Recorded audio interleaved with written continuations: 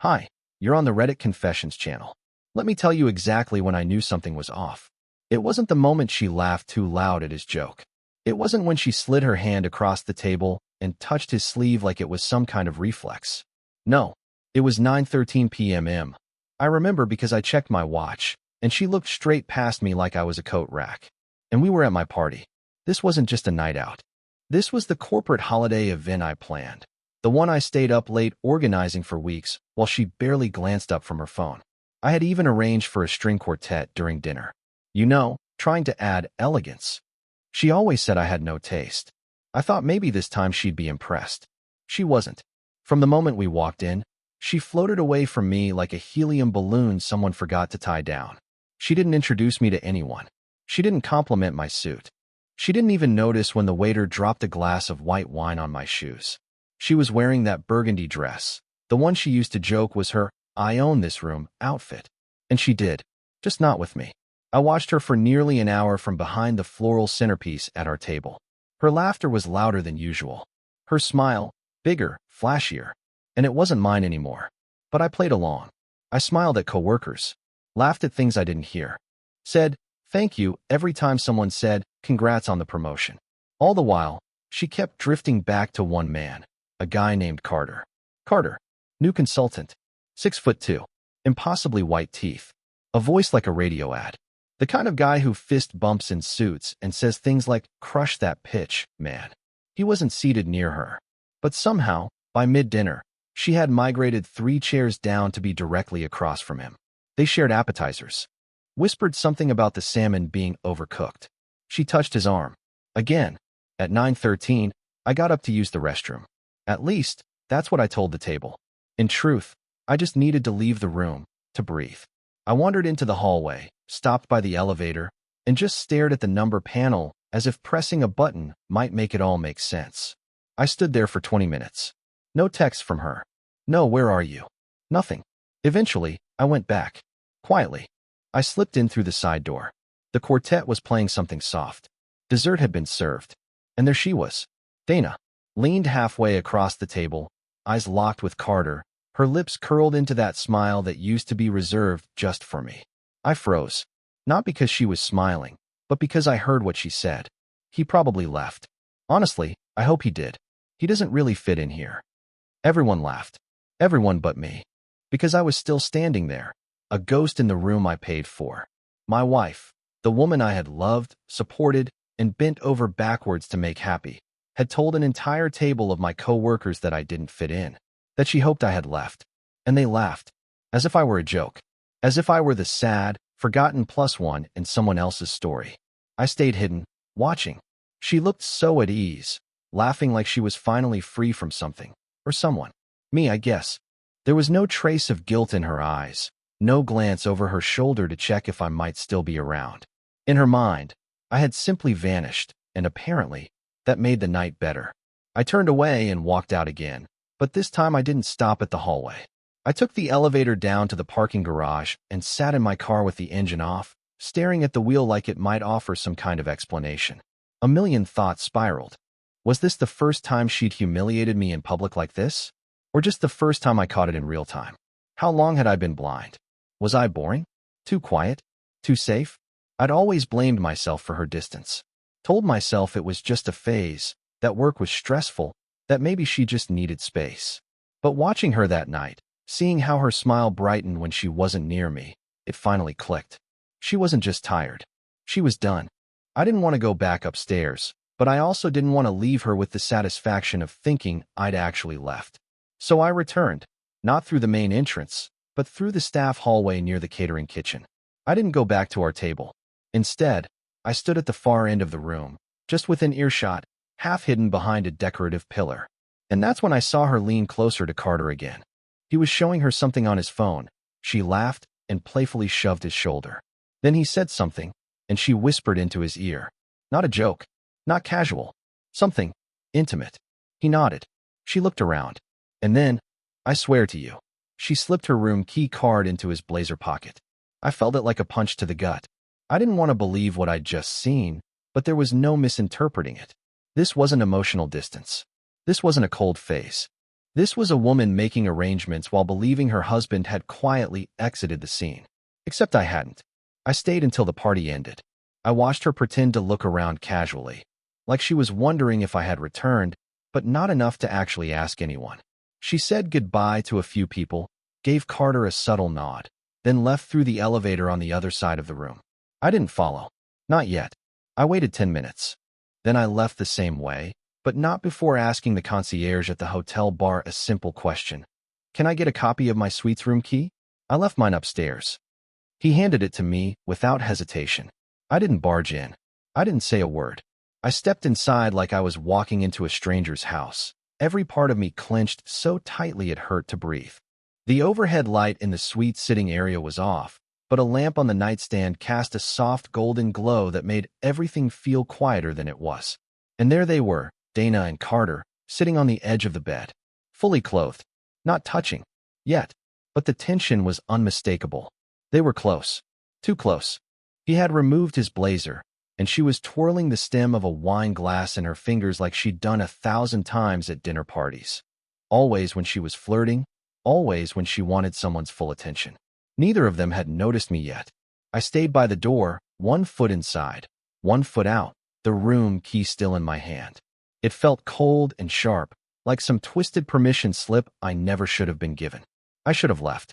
I should have thrown the key into the hallway and walked away before I saw what I couldn't unsee. But I didn't. Then Dana said something I'll never forget. Her voice was low, almost embarrassed, as she leaned toward him and muttered, "He's harmless, you know? Always so, there. Never exciting. Never passionate. He wouldn't even notice if I vanished for a night." She laughed after that, lightly, like she was trying to soften the blow of her own words. Carter chuckled too, leaning back against the headboard, and said, "Well, if he's not going to treat you right." He didn't finish the sentence. He didn't have to. The silence that followed said it all. I had a choice in that moment. Step in and end it right there, with shouting, accusations, tears. Or disappear as she had assumed I would. Fade out of my own life like some poorly written background character. So I stepped back into the hallway and let the door close silently behind me. But don't mistake my silence for weakness. Something broke inside me. Yes, but not in the way she expected. This wasn't just betrayal. This was exposure. A revelation that the person I'd shared my bed, my dreams, and my deepest fears with no longer saw me as a person at all. Back in the elevator, I stared at my own reflection in the mirrored walls. My tie was crooked. My eyes were red. I looked like a man halfway between a nervous breakdown and an out-of-body experience. I went down to the lobby, found a quiet corner behind one of the tall planters, and sat there for hours. I didn't cry. Not then. I just sat. And something strange began to take shape in my mind. Not a plan, not yet, but a clarity I hadn't felt in years. A clarity that told me I didn't need to confront her. I didn't need to beg or scream or demand apologies. What I needed was an exit, but not a messy one, not a scene, something silent, surgical, something she would never expect. I didn't go home that night. I didn't even go to a hotel. I stayed at the office. I used my key card, walked straight to my desk, and sat in the same chair I'd sat in 1,000 times before. Except this time, everything around me felt hollow. The photos on my desk, the team award plaque on the wall, even the framed picture of Dana and me from our first trip to Oregon that I kept in the top drawer, they all felt like props from a play I hadn't realized I'd stopped performing in. She didn't call. Not that night. Not the next morning. And I didn't call her. I didn't want to hear excuses. I didn't want the fake concern, or the dramatic gasp, or the predictable lie. It didn't mean anything. I wasn't ready for the performance she'd no doubt already rehearsed in her head. Instead, I started sorting through our life together like it was a spreadsheet. Line by line, item by item. I made a list. Accounts, assets, subscriptions, shared keys, access codes, passwords. I sat there in the blue glow of my monitor, going through 12 years of marriage like I was dismantling a piece of old software. Quietly, intentionally, with no warning. By noon, I'd removed her as a beneficiary from my life insurance. By 2 p.m., I'd opened a separate bank account and transferred my direct deposit. I even booked a small, month-to-month rental apartment 2 neighborhoods over, paid the deposit, and scheduled movers for the following weekend. All without saying a word to her. That night, I returned home like nothing had happened. She was already in bed when I arrived, or at least, pretending to be. I stood in the doorway for a long time, staring at her back. She didn't move, didn't speak. No, where were you? No, are you okay? Just the subtle shift of her breathing, steady and uninterested. I could have said something then. I could have walked over, shaken her awake, forced her to look me in the eye and acknowledge what she'd done. But instead, I just walked to the closet and grabbed a suitcase. I placed it on the floor beside the dresser and slowly began folding a few essentials: socks, undershirts, the navy suit she hated, 2 pairs of jeans, and the brown leather belt I hadn't worn in months. Then I did something strange. I opened my phone and texted her. Me, you ever feel like you've been standing in the wrong story? She didn't respond. I wasn't expecting her to, but I saw her body shift slightly under the sheets. A pause in her breath, a subtle tension in her shoulders. She was awake. I left the suitcase open and walked into the guest room. Slept on the futon. Didn't close the door. The next morning, she acted like everything was fine. She brewed coffee, made small talk about traffic, even asked if I wanted her to pick up groceries later. I nodded, smiled a little, said sure, and inside, I was still erasing her from my life line by line. She thought I was still in it. She had no idea I had already left. What she didn't know was that her performance, her role as the supportive wife, the sweet morning after caretaker, it was already too late. Because something else had happened that morning. Something that would shift everything in a direction she'd never be able to undo. That morning, while Dana stirred her coffee like nothing had cracked between us, I checked my email. And there it was, sitting quietly in my inbox, like a loaded weapon wrapped in linen. An automatic confirmation from the hotel. Thank you for staying at the Halston Grand. Your guest folio is attached. She'd used my name when she booked the room. My email. My account. Maybe she thought I'd never notice. Maybe she didn't care. Or maybe she was so used to me being oblivious that she stopped hiding altogether. But attached to that receipt was something else, a time-stamped breakdown of room service orders, Wi-Fi logins, and yes, a second guest's access key being activated at 10:43 p.m. I read it 3 times. Not because I didn't believe it, but because part of me still hoped it was a mistake. That I was jumping to conclusions. That what I'd seen in that hotel room, her sitting beside him, whispering into his ear, was just innocent. Maybe she felt ignored. Maybe it didn't go further than that. But the log said otherwise. Carter had been given his own access to the room. That wasn't just a flirtation. That was coordination.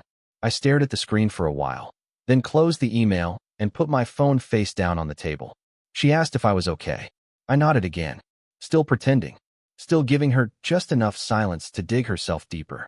The next few days were the quietest of our marriage. She didn't bring up the party. I didn't ask about it. She texted me once from work saying, "Let's do dinner Friday? Just us."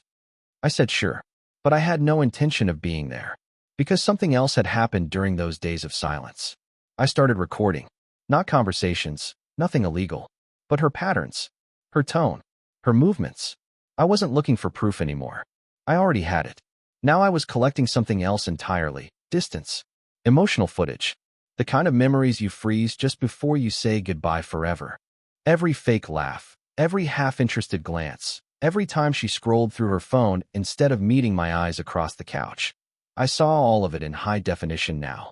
And then, on Thursday evening, she slipped. We were in the kitchen. She was making pasta. Her phone buzzed. She checked it, smiled, and immediately set it face down. It was one of those tiny, insignificant movements that most people would miss. But I didn't. Not anymore. She asked if I wanted cheese on mine. I said yes. Then I casually asked, "Who was that?" She froze for less than half a second, but it was enough. "Oh, just a client. Project kickoff tomorrow." She didn't look up. I nodded, playing dumb, and twirled my fork. That night, while she was in the shower, I opened her phone. Not to read messages. I didn't need to. I went into her calendar. Friday night was marked with a simple event: clear night. No calls. The location? Blank. I didn't get angry. I didn't slam anything. I just sat on the edge of the bed, staring at that entry like it was a farewell letter. Because at that moment, I realized I wasn't trying to catch her anymore. I was preparing to leave quietly enough that she'd never hear the door shut behind me. And so I started writing something. A message, but not for her. For someone else entirely. To be continued in part 6. Have you ever planned your exit without saying a single word? Let us know in the comments. And don't miss the next part of this unfolding story here on Reddit Confessions. Reddit Confessions Part 6 of 8. Title: She ignored me the entire night until she thought I'd left. Continued. Original, deeply emotional, written in natural paragraph form, suspenseful and unique, YouTube-friendly. I didn't write to my brother or a close friend. I didn't write to a therapist or a lawyer. The message I was composing was to someone Dana had never met. A landlord named Marla, mid-60s, runs a small cluster of rental lofts over a bookstore 2 towns away. She had no idea she was playing a part in one of the quietest exits a man could make from his own marriage. The message was short: I'll take the unit. Signing tomorrow morning. Cash deposit. She replied within minutes. Keys ready by noon. While Dana slept soundly beside me, I spent that entire night awake, lying there in the dark, rehearsing every move I'd need to make before she even realized I was gone. I didn't want drama. I didn't want revenge. I didn't want to catch her in the act or throw evidence in her face. What I needed, was control over my own vanishing. She had already written me out of her narrative. I was just making it official. The next day was ordinary by all appearances. She kissed me on the cheek before leaving for work, barely noticing that I didn't return the gesture. I waited exactly 40 minutes. Just long enough to be sure she was on the freeway, then started packing. Not everything, just the essentials. 2 bags, my laptop, my personal documents, a few books she always said were too depressing to be on display, and my grandfather's old wristwatch. Everything else, I left, including my wedding ring, which I placed on the bathroom counter between her toothbrush and the perfume she only wore to company events. At 11:30, I signed the lease with Marla. By 12:15, I had the keys. By 2 o'clock, I was standing in a quiet, sunlit loft overlooking a street lined with antique shops, holding a cup of bad coffee and wondering if I'd feel anything. I didn't. Not yet. That came later. I waited until the evening to send the message. Not to her. To Carter. Yes, him. I found his professional email buried in one of the company-wide newsletters and sent a single line from a burner account I created just for this. You left your blazer in room 1027. Don't worry. She kept the key. No threats. No drama. Just a reminder that I had seen everything, and that secrets aren't safe when they're sloppy. He didn't reply, but I know he saw it. 2 hours later, Dana called me. The first time all day. I didn't answer. She left a voicemail. Cheerful. Hey, are we still on for dinner? Let me know what time. It was unsettling how normal she sounded. Like none of it mattered. Like she hadn't mentally replaced me months ago. Instead of replying, I posted a private message to my family group chat. Dana and I are taking some time apart. I'll share more when I'm ready. Please don't reach out to her directly. I turned off my phone after that. And in the silence of my new space, the absence hit me like a wave. Not the absence of her, but the absence of pretending. The exhaustion I didn't realize I'd been carrying for so long suddenly lifted, and in its place was something I hadn't felt in years: stillness. But it didn't last long, because at 3:24 a.m., someone buzzed the front door downstairs. I didn't answer the buzzer. I just sat on the edge of the bed in the dark, staring at the blinking light on the intercom like it was some kind of trap. The buzzing stopped, then came again, longer this time. Then again, shorter. A rhythm. Not random. She was trying to send a message. I know you're here. And she was right. I was. But I wasn't hers anymore, and that was something she hadn't yet realized. Eventually, it went quiet. I stayed frozen, listening for footsteps. Then, 3 gentle knocks on the front door downstairs. A pause. A voice. Muffled but unmistakable. Corbin, I know you're here. Please open the door. She sounded tired. Not desperate. Not angry. Just tired. Like someone who had sprinted into a wall at full speed and was finally realizing it hurt. I didn't move. She waited for several more minutes, maybe hoping the silence would guilt me into facing her. But I had nothing left to give. No anger. No words. I wasn't hiding. I was just done performing. Eventually, she left. I watched from the window as she walked down the sidewalk, phone in hand, wrapped in a coat she probably threw on in a rush. She looked over her shoulder twice. Not because she thought someone was following her. Because for the first time, she didn't know if I still cared. The next morning, I received an email from her. The subject line was just my name. The message was a wall of text, confusion, frustration, denial. No apology. No ownership. She claimed she didn't know why I left, said I blindsided her, that she thought we were fine. That part made me laugh, honestly. Fine. She'd used my name to book a hotel room and gave another man the key. She introduced herself as just a +1 at my party. I'd become a placeholder in my own life. A name on a mailbox she was already mentally scraping off. I didn't reply. Instead, I sent her a single document, a draft separation agreement. No lawyer's signatures yet, just my proposal. Civil, simple, no revenge baked in. I didn't want her car, her money, or her excuses. I just wanted the rest of my life back. Hours passed. Then came the inevitable second message. Can we talk in person? I deleted it.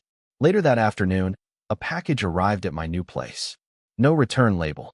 Inside was the silver bracelet I had left for her at the holiday party, the one she barely looked at. It was wrapped this time, with a note I recognized immediately. Her handwriting. Just 3 words. I wasn't ready. I stared at the note for a long time. Wasn't ready for what? To be loved without games? To be held accountable? Or just not ready for someone who finally walked away instead of waiting to be hurt again? I left the bracelet on the windowsill. That night, I watched the city lights flicker on from my new place, sipping stale wine from a plastic cup and realizing for the first time in a long while, the silence didn't feel like punishment. It felt like freedom. But there was one more surprise waiting for me, and it came from someone I least expected. The surprise came 2 weeks later. I was sitting on the floor of my new place, eating cold leftovers and sorting through old notebooks, when I got a call from a number I didn't recognize. I let it go to voicemail. A minute later, a message came through, and I almost didn't check it, until I saw the transcription preview. Hey, Corbin. It's Marla, the bookstore lady. I played it. Hi, Corbin. Sorry to bother you, but someone came into the shop today looking for you. Said she was your former colleague. She left a letter. I didn't want to just throw it away. I picked it up the next morning. Marla handed it to me wrapped in a paper band with a wry smile, as if to say, I don't need to know, but I know enough. Inside the envelope was a short handwritten note. It wasn't from Dana. It was from Elise, a woman I used to work with in the same department years ago. We were never close, but we always shared quiet moments at the coffee machine or rolled our eyes at the same awkward meetings. She'd heard through the grapevine that I'd moved out, and she just wanted to say this. You always made space for others, Corbin. I hope you finally make space for yourself now. If you ever want to grab coffee with someone who actually sees you, let me know. There wasn't a romantic tone to it. It wasn't a confession of love. Just recognition. A small gesture that reminded me I hadn't disappeared after all. I was still here. Still visible. Just finally out of the shadows of someone who never deserved the spotlight I gave her. I did meet Elise for coffee, eventually, and we talked. Not about Dana. Not about betrayal. Just about books, travel, awkward client meetings, and what it feels like to rebuild without bitterness. For the first time in a long time, I laughed without faking it. I listened without trying to decode hidden messages. And I felt, genuinely felt, like I was standing at the beginning of something instead of the end of everything. No dramatic endings. No slammed doors. Just a quiet reset. Dana did try reaching out again. Through mutual friends. Through long emails filled with layered regrets and what-ifs. But I never responded. Not because I hated her, but because I no longer needed her to explain why she stopped seeing me. I had finally seen myself, and I wasn't leaving me behind again. If you've made it this far, thank you. Have you ever reached a turning point in your life where walking away gave you back your identity? Tell us in the comments, and maybe share a historical event that reminds you how people rise after being broken. You've been watching Reddit Confessions. We share real stories, raw moments, and hard-earned clarity. Subscribe for more. And remember, sometimes your quietest exit is the loudest truth.